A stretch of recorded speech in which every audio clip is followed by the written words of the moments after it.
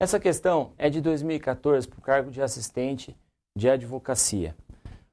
Nós vamos resolver essa questão de uma forma diferenciada. Nós vamos analisar alternativa por alternativa para demonstrar a você os fundamentos legais na hora de resolver essa questão. Apresentar alternativa por alternativa.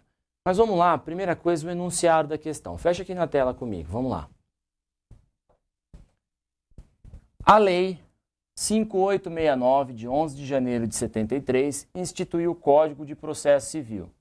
Com as alterações posteriores, estabelece nos livros 1, 2, 3 e 4 sobre o processo de conhecimento, que é o livro 1, processo de execução, que é o livro 2, processo cautelar, que é o livro 3, e procedimentos especiais, que é o livro 4.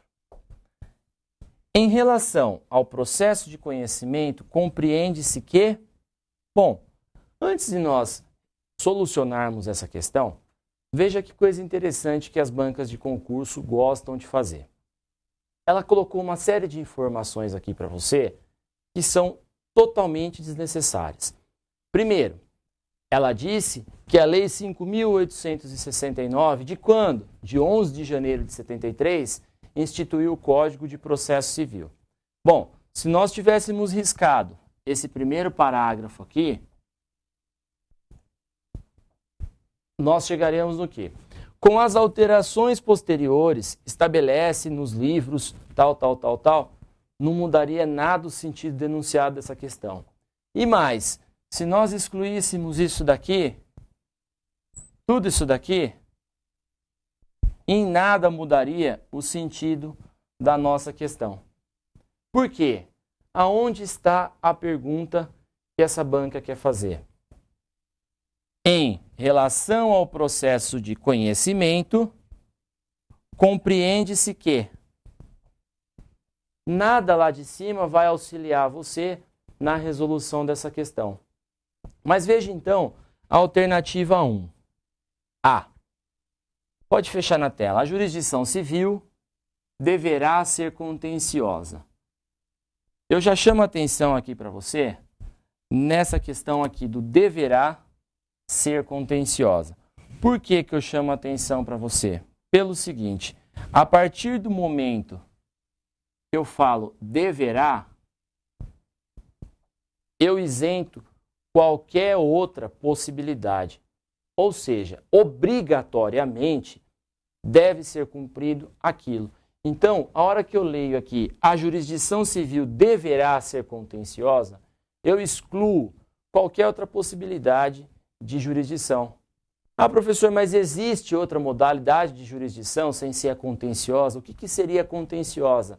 A contenciosa é aquela que lembra uma briga, uma disputa, né? Então, quando eu tenho um direito lesado, eu me socorro do Poder Judiciário para que ele tutele esse direito e diga, de fato, que aquele determinada pessoa lesou um direito meu ou não. Então, eu tenho uma demonstração de problema. Agora, e naquele caso, por exemplo, aonde eu quero fazer uma retificação de nome, uma retificação de registro civil. Ou seja, eu quero acrescentar um apelido da forma como eu sou conhecido pela sociedade, como nós tivemos o caso do grande ícone do futebol, o Rei Pelé, né, que acrescentou essa alcunha, esse apelido de Pelé em seu nome.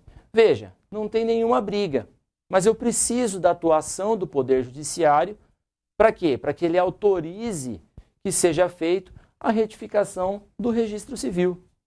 Então eu não tenho briga.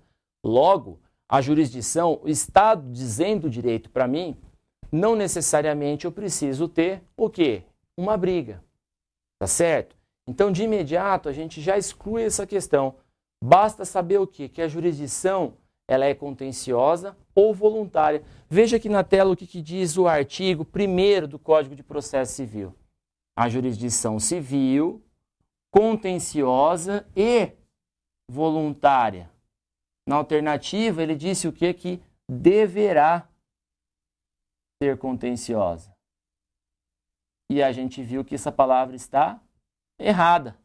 Eu não preciso nem continuar aquela alternativa. Tá certo?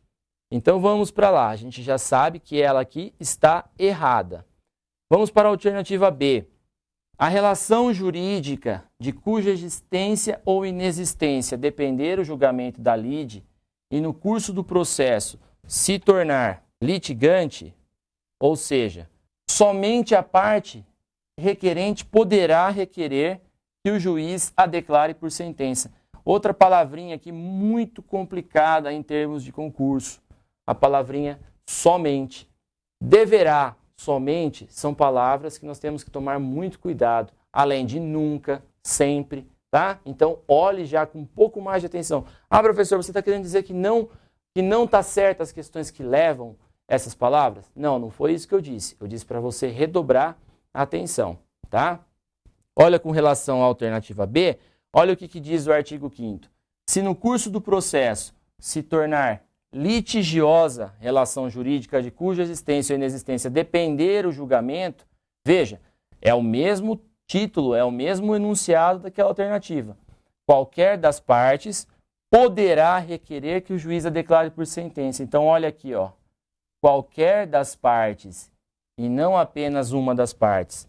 Vamos lá, olha aqui a alternativa C.